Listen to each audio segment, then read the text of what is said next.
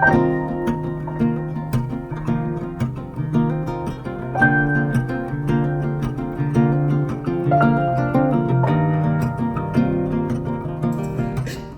Antonella! ¡El aplastonado!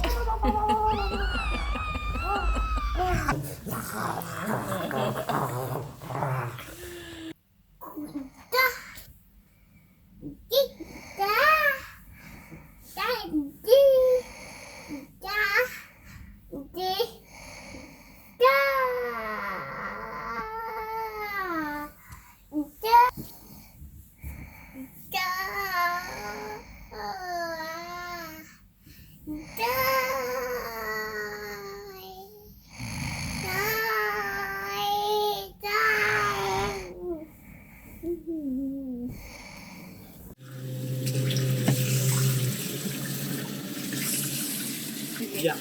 Hemos descubierto algo maravilloso. Hemos regresado a la casa de alguna manera porque a ella le encanta el agua. Y como estamos en verano, se puede. Vaya, Mimi, te voy a hacer un pequeño videito donde no voy a salir yo. Hoy tu nieta se quiso bajar. Hoy no hubo Dios. Es como que, papás, ya. Yo no quiero ir más aquí amarrada, no hay calor, no hay frío ni nada, ustedes no me han puesto tantas mierdas. Entonces, yo también quiero caminar. Nela, no se coma el pie, no se coma el pie. Señorita.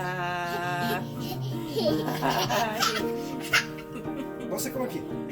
No, no, no, no, no, no, no, no, no, Antonella. No se come el pie. Antonella, no. ¡No! No se coma el pie.